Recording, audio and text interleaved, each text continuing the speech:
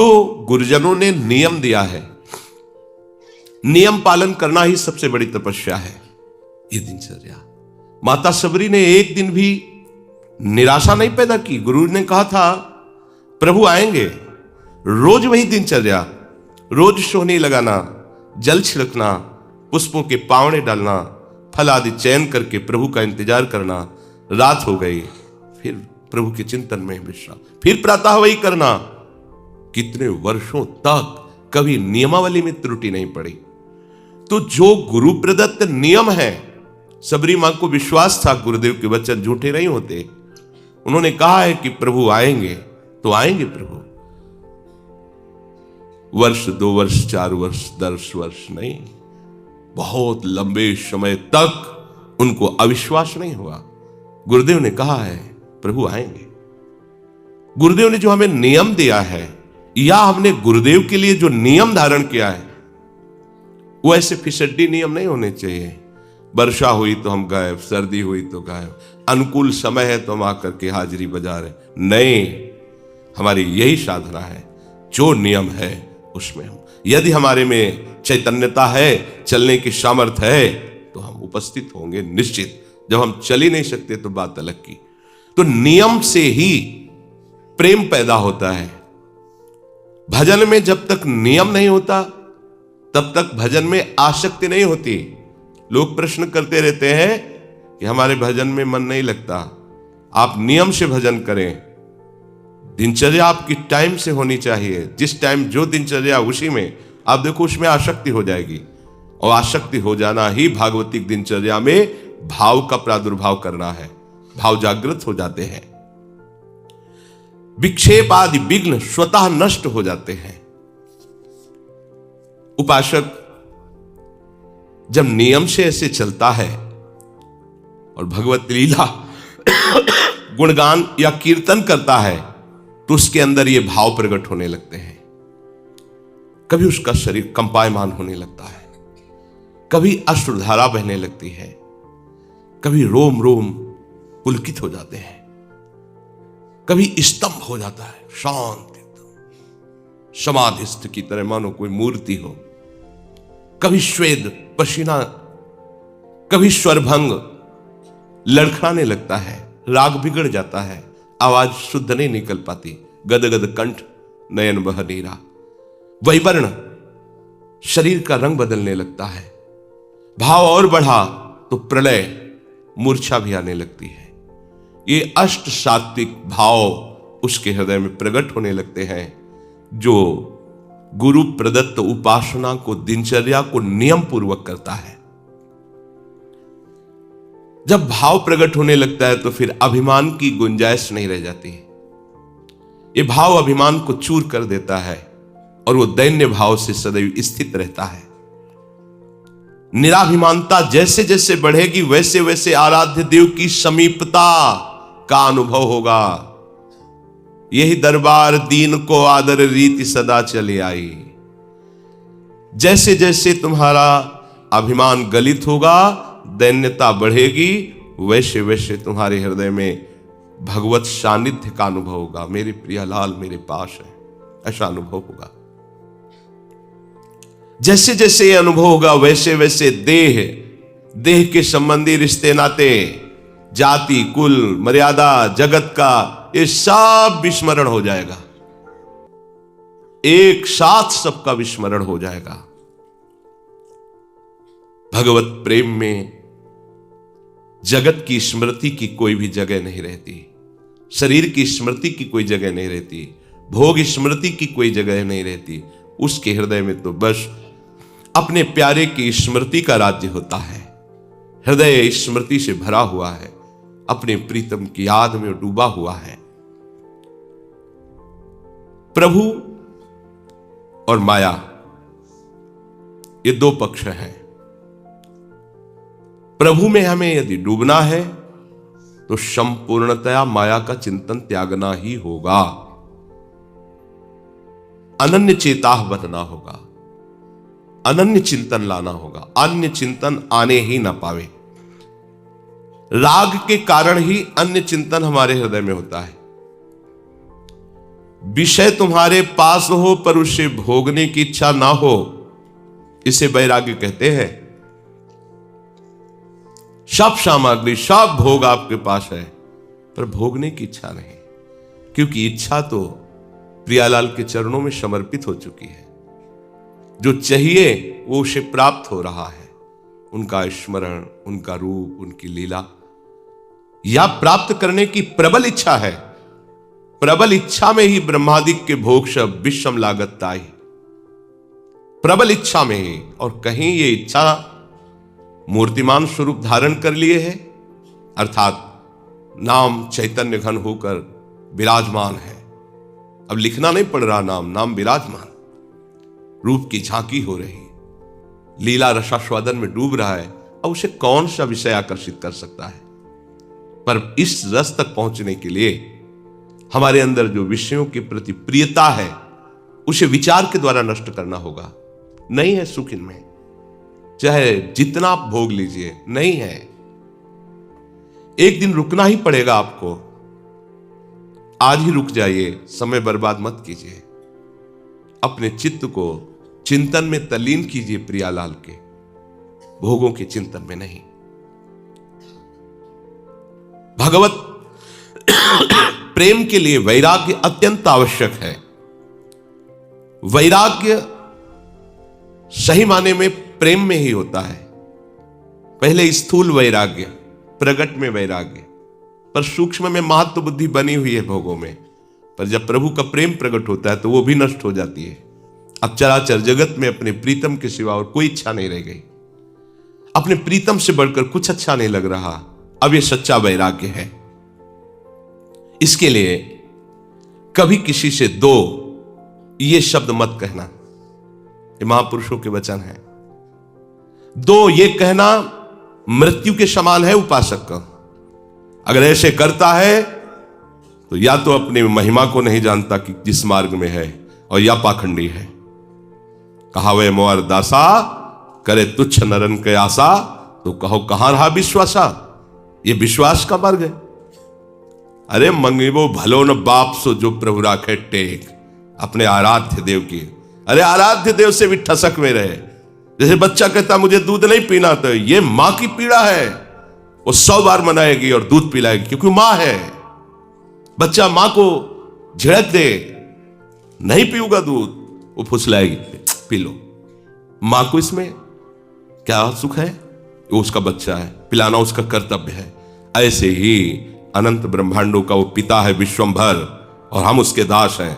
उससे भी बेपरवाह हैं तो अपने आप हाथ से आके पवा जाएगा। वो जितना भी माँ में वात्सल्य है अनंत ब्रह्मांडों में, माताओं में, वो हमारे प्रभु के एक अंश से है। ऐसा वात्सल्य समुद्र कैसे तुम उनके दास हो, कैसे तुमको आवश्यकता की वस्तु नहीं देगा? कैसे दास हो तुम, मांगते घूम रहे हो? दो ये शब्द कहना, आपके 5 शक्तियां उसी समय चली जाती हैं। ह्री, श्री, धी, ज्ञान और वैराग्य।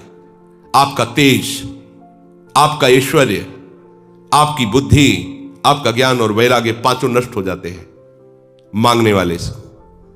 मांगने के संकल्प से ही तुम्हारे अंदर मलिनता आ जाएगी। इसलिए भगवत मार्ग के उपासक को मांगना बड़ा भारी पाप है। मांगना शब्द मृत्यु है, नहीं मांगना। उपासक जब विषयी पुरुषों का संग करने लगता है तो उनसे भी नीचे वो गिर जाता है, उनसे भी नीचे गिर जाता है। क्योंकि उनके अंदर तो ये होता है कि मैं विषयी हूं, मैं नीच हूं, ये शांत है, ये भाव तो रहता ही है। लेकिन वो जो मैं वैरागी हूं, विरक्त हूं, शांत हूं, वो जब उनके संग से नीचे गिरने लगता है तो बहुत बुरी दशा को प्राप्त होता है। हमें प्रभु के मार्ग में आगे बढ़ना है।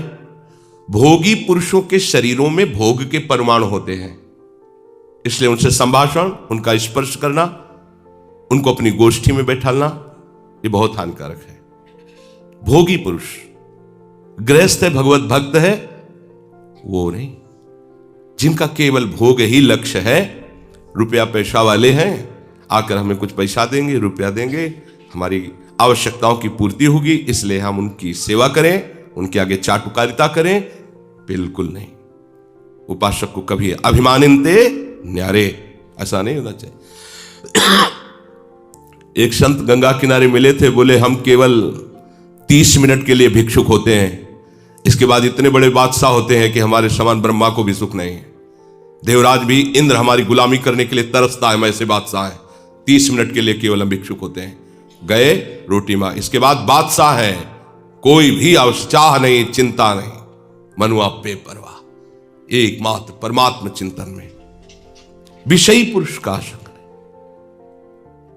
कोई तुमसे संभाषण करना चाहता है और आपको दृष्टि में लग रहा है कि भजन विहीन है, नहीं, संभाषण नहीं करना।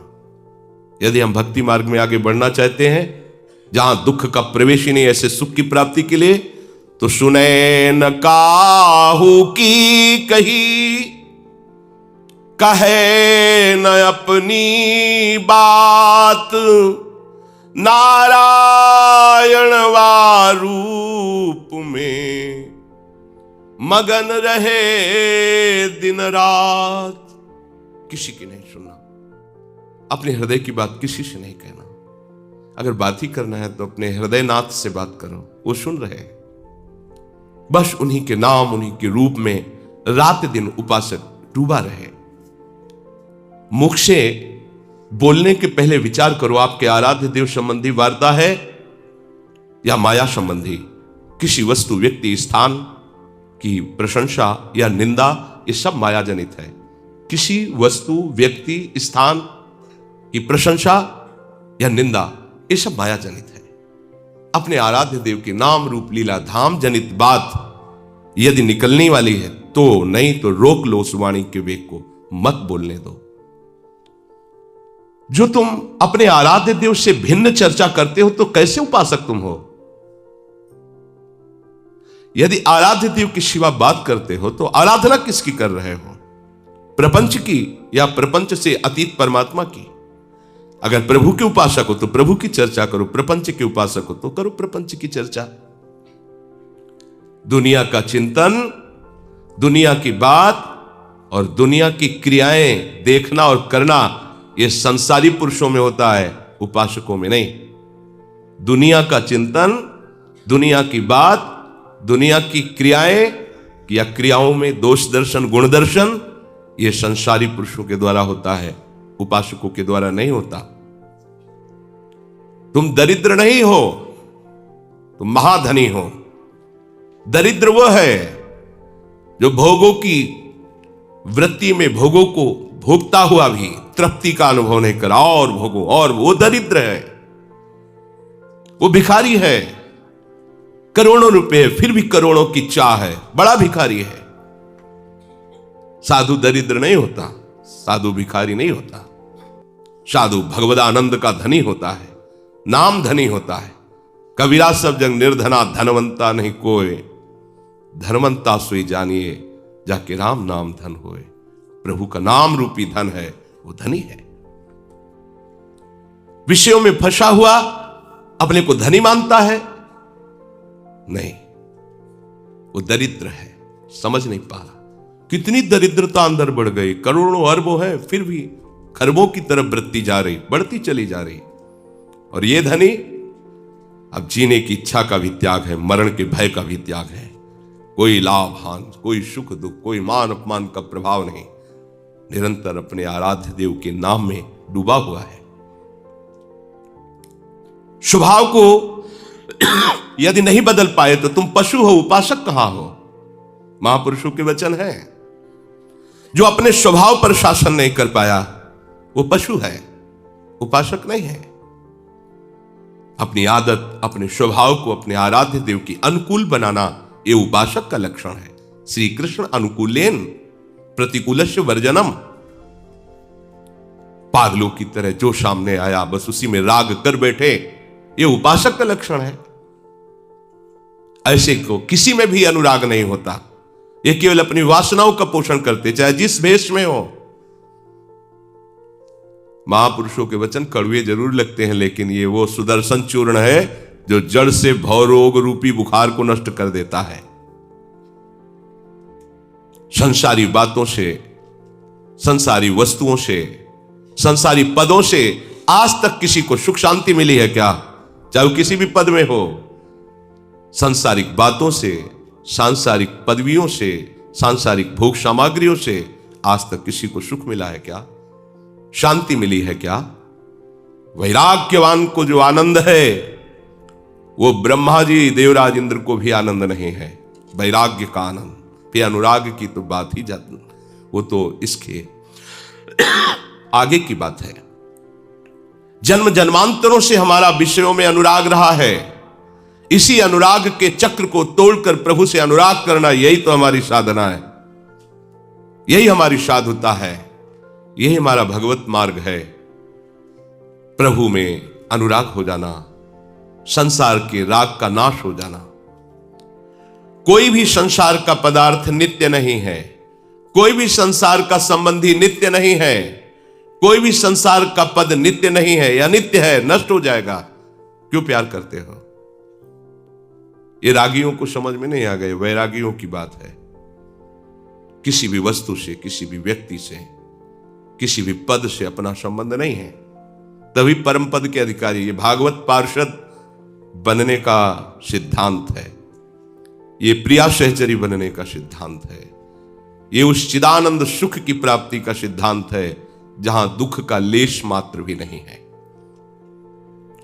यदि प्रभु के नाम में तुम्हारा प्रेम नहीं हुआ, प्रभु के रूप में प्रेम नहीं हुआ, प्रभु के धाम में नहीं प्रेम हुआ, तो घर छोड़ दो, कपड़ा छोड़ दो, चाहे जहां घूमो, कुछ नहीं मिलने वाला। अपने को आत्मज्ञानी कहो, भगवत प्रेमी कहो, बैरागी कहो, त्यागी कहो, कुछ नहीं मिलने वाला। हमें सतत जहां भी हैं, जैसे भी हैं, भगवत चिंतन करना है।